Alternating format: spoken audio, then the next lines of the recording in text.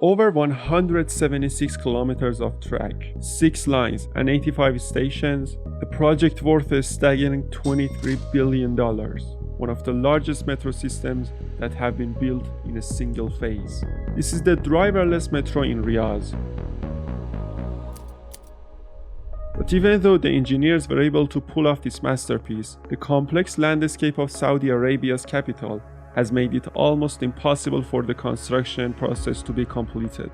This is the story of Riyadh Metro, a project that was built from 3 consortia comprised of 19 companies from 13 countries, and a project that took almost a decade to be completed.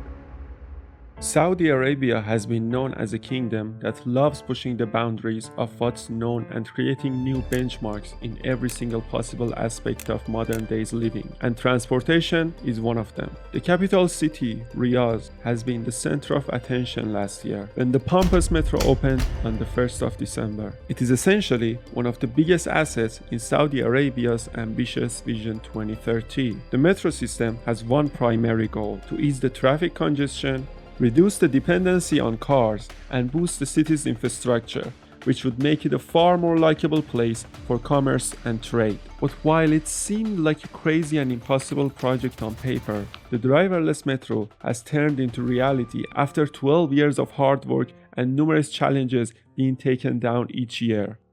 What should be said is that the project joins other marvels like the line and Mukab. And when you have such mega engineering masterpieces in your country, it is only natural for you to try and build a transportation system that would present the state of the art in its class. The capacity of the driverless metro is around 3.6 million daily passengers, and its initial aim is to reduce CO2 emissions by 12.5 million tons annually. As I mentioned earlier, the metro has 85 stations, and the most notable one is definitely the King Abdullah Financial District. Its layout makes it easier for the passengers to navigate their way through the lavish project, with the exterior having a curving form designed to ease off the heat once the scorching sun hits the Saudi capital. According to the BACS project director, Michel De Franca, the project has over 10,000 doors, composed of materials such as steel, glass, wood, steel mesh, and aluminum louvers. The doors come in all sorts of varieties: swing, sliding, revolving, roller shutter, you name it. Each one has over 15 or more properties that differentiate it from the others, which goes to show that not a single detail has been neglected in this massive engineering masterpiece. There are a total of 116 trains operating the metro. 69 of them belong to Alstom Metropolis, while 47 of them belong to Innovia Metro, and all of them are electric.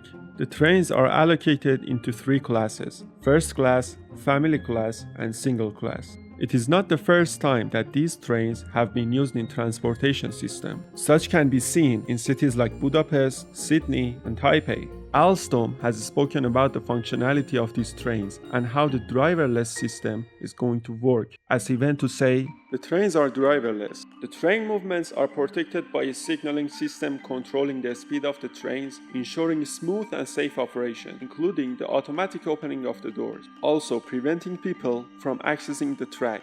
The trains are also equipped with advanced passenger information system, delivering real-time information the passengers through screens and loudspeakers." Considering the fact that Saudi Arabia has been elected as the host of 2034's FIFA World Cup, this project is going to have a massive influence in easing the transport of the fans and the crew that is going to participate in the event itself. But again, the metro is just one piece of the puzzle called Vision 2030, a long-term plan to diversify the economy and to reduce the kingdom's dependency on oil. While many would look at it as solely a transportation system, the functionality of the metro goes far beyond that. It plays a huge role in making Riyadh a global business hub. Apart from reducing the congestion and being an eco-friendly solution to driving, the metro boosts the productivity of the kingdom and the local economy as well. More than thousands of people are working here, which means that the sectors like construction, technology, and green energy are all being stimulated by the mega project. However, building this project posed a much bigger threat than we could realize, especially if we take the position of Riyadh into consideration. The capital of Saudi Arabia has a very complex geological and urban landscape, and one of them is the nature of what lies beneath the city. The dense limestone and breccia, which required the usage of TBMs, were no joke for the engineers. And the senior director has gone to talk about the biggest challenge that his team met when building the lines 4, 5, and 6. Elaborating on this, he said the geological conditions demanded not only technical sophistication, but also real-time adaptability to ensure both speed and accuracy. The advanced algorithms allowed the centralized control centers to manage all of the operations, including the providing of real-time data, and the support of this system lies in the power of the fiber optic sensors, as well as the automated data acquisition systems. And when we speak about Saudi Arabia, we just cannot overlook one very important factor that they implement in everything they build: the cultural identity.